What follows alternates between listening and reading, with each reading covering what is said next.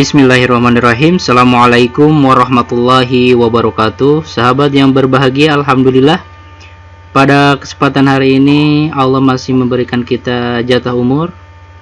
Alhamdulillah kita bisa berkesempatan lagi untuk senantiasa memperbaiki diri dan senantiasa menambah ilmu pengetahuan kita, lebih khusus menambah ilmu pengetahuan kita tentang tata bahasa Arab, karena akan menjadi sebuah pintu pembuka kita lebih memahami Al-Quran dan As-Sunnah. Insya Allah sahabat, pada kesempatan hari ini kita akan mempelajari dan memahami penggunaan kalimat larangan dalam tata bahasa Arab.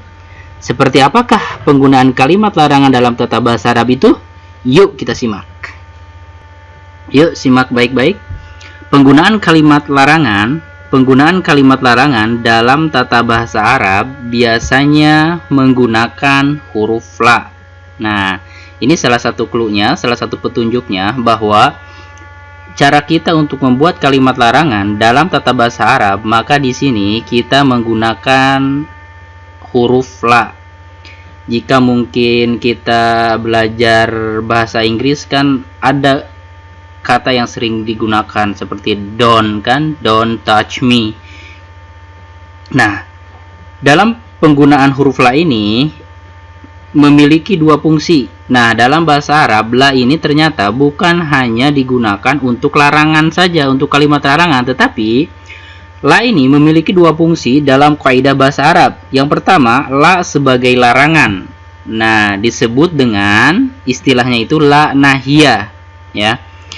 Dan la yang kedua berfungsi untuk meniadakan suatu pekerjaan. Jika la ini masuk kepada fi'il mudhari, maka fungsinya adalah untuk meniadakan sebuah pekerjaan.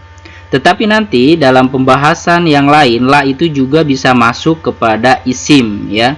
Cuma itu berbeda fungsinya kalau dalam isim. Tapi dalam kalimat larangan, la ini digunakan dan masuk kepada fi'il mudhari. Oke, intabih awalan. Perhatikan baik-baik untuk memudahkan pemahaman sahabat terhadap la nahiyah dan la nafiyah. Silakan pahami dan hafalkan tasrif fi'il nahi dan artinya agar pemahaman sahabat lebih sempurna. Jadi ini salah satu pola. Ini pola yang digunakan untuk membuat la nahiyah, ya. Ini caranya yaitu dengan kita menghafalkan tasrif fi'il nahi. La taf'al, la taf'ala, la taf'alu, la taf'ali, la taf'ala, la taf'alna. Silakan sahabat ulang-ulang lagi sampai 5 kali sampai hafal dengan metode buka tutup atau metode meremelek. Jadi isim la fi'il la nahiyah ini adalah dia itu menunjukkan larangan. Jadi la taf'al, jangan kamu seorang laki-laki berbuat. La taf'ala, jangan kalian dua orang laki-laki bekerja atau berbuat. La taf'alu, janganlah kalian sekalian laki-laki bekerja. La taf'ali, janganlah kamu seorang perempuan bekerja. La taf'ala, janganlah kamu dua orang perempuan bekerja. La taf'alna, janganlah kamu sekalian perempuan bekerja. Nah, fi'il nahi ini dia masuk kepada mukhatab, yakni larangan kepada orang yang kedua atau orang yang diajak bicara. Nah, ini salah satu kuncinya. Jadi sahabat harus menghafalkan tasrif fi'il nahi ini untuk lebih memahami la nahiyah. Selanjutnya, untuk latihan, coba tasrifkan tasrif fi'il nahi dengan kalimat berikut ini untuk lebih memahami lagi. Nah, tadi kita sudah memahami atau sudah mempelajari tasrif fi'il nahi.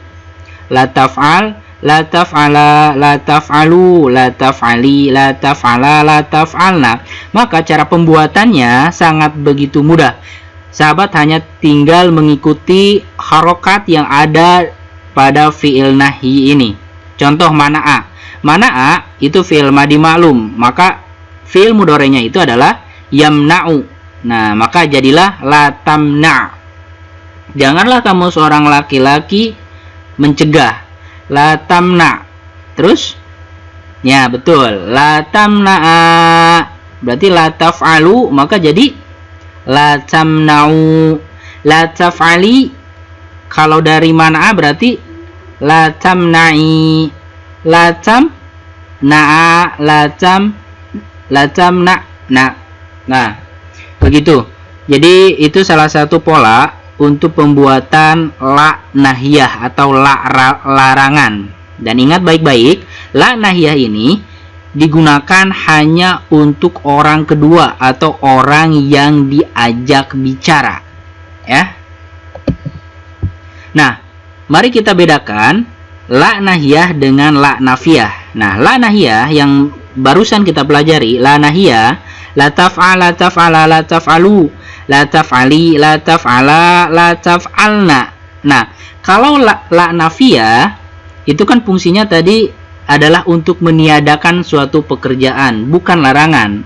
Maka di sini pada dasarnya la nahiyah dan la nafiyah itu kata kerjanya dia itu fi'il mudhari, ya. Bukan fi'il madi atau fi'il yang lain, tapi ini adalah fi'il mudhari dengan memasukkan la.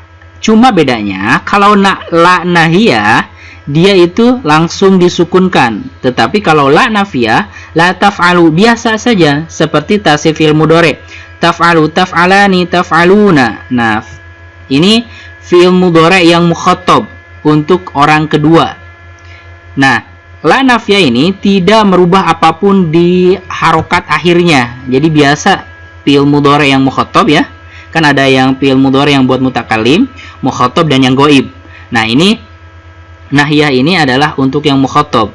Nah, kalau la nafiyah dia tidak merubah apapun di akhirnya. La taf'alu, la taf'alani. Kamu seorang laki-laki tidak bekerja. La taf'alani. Kamu dua orang laki-laki tidak bekerja. La taf'aluna. Kamu sekalian laki-laki tidak bekerja. Jadi tidak ada perubahan di harokat atau di huruf akhirnya. Beda dengan la nahiyah. La nahiyah itu disukunkan, nunnya, nun mudhari'nya dibuang. Nah, ini untuk membedakan mana la nahiyah dan mana la nafiyah, ya. Jadi kalau la nahiyah dia merubah harokat dan akhir hurufnya, jadi hadfun nun, dibuang nun. Tapi kalau la nafiyah dia itu tetap fi'il mudhari, cuma dimasukkan la. Jadi fungsinya meniadakan suatu pekerjaan. Sama dengan yang fi'il mudhari yang untuk mukhatabnya, untuk mukhatab perempuannya, la taf'ali, la taf'ala, la taf'alna. Maka ketika la nafiyah, nunnya itu tetap tidak ada perubahan apapun. La taf'alina, la taf'alani, la taf'alna. Nah, itu perbedaan antara la nahiyah dengan la nafiyah. Jadi la larangan dan la nafiyah.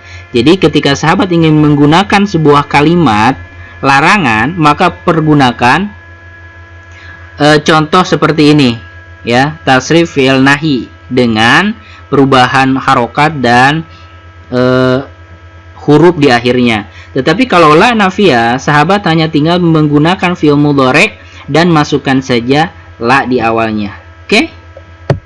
Selanjutnya, perhatikan tabel berikut ini. Nah, saya hanya ingin menegaskan bahwa la nahiyah itu, ya, la nahiyah, la untuk larangan suatu pekerjaan, dia itu hanya berfokus kepada mukhatab tadi, orang yang diajak bicara atau orang yang kedua. Intinya, fi'il la nahiyah dengan la nafiyah itu masuk ke fi'il mudhari. Yaf'alu, yaf'alani, yaf'aluna, terus sampai naf'alu. Nah, ketika sahabat menemukan pola yang berbeda fi'il mudhari'nya jadi yaf'ulu atau yaf'ilu, jangan khawatir, jangan keder. Tetap saja harokatnya diikutin. Kalau yaf'ilu berarti yaf'ilani, yaf'iluna, terus dengan tetap istiqomah. Harokatnya itu kalau kasroh ya kasroh terus, kalau domah, domah terus. Nah, kembali lagi, la nahiyah itu tadi ya berfokus hanya untuk mukhatab, jadi tidak masuk ke fi'il mudhari yang gaib ataupun yang mutakalim. Berbeda dengan La nafiyah itu masuk ke semua fi'il mudhari, tergantung kebutuhan sahabat. Ketika contoh nih, aku tidak mengerjakan, berarti aku tidak mengerjakan itu kembali ke mana? Nah, fi'il mudhari yang mutakalim, af'alu, aku mengerjakan, aku akan atau sedang mengerjakan. Kalau sahabat ingin membuat kalimat aku tidak mengerjakan, berarti la af'alu, tidak merubah harokat apapun di akhirnya. Atau contoh yang lain, dia seorang laki-laki tidak mengerjakan, berarti la yaf'alu. Nah, seperti itu. Nah, untuk nahiyah, untuk la nahiyah, maka dia hanya berfokus ke yang mukhatab. La taf'al. Cuma tadi disukunkan. La taf'ala, la taf'alu, dibuang nunnya. Itu perbedaan antara la nahiyah dan la nafiyah. Oke, semoga Allah memberikan kemudahan untuk kita untuk senantiasa menambah keilmuan kita setiap harinya, agar kita mendapatkan kedudukan yang terbaik di sisi Allah. Yarfa'illahu alladhina amanu minkum walladhina utul ilma darajat. Allah akan mengangkat derajat orang-orang yang berilmu dan beriman di antara kita semua. Jazakallah khair. Allahumma inni as'aluka ilman nafi'an wa rizqan tayyiban wa amalan mutaqabbalan. Oke, sampai bertemu di episode selanjutnya. Assalamualaikum warahmatullahi wabarakatuh.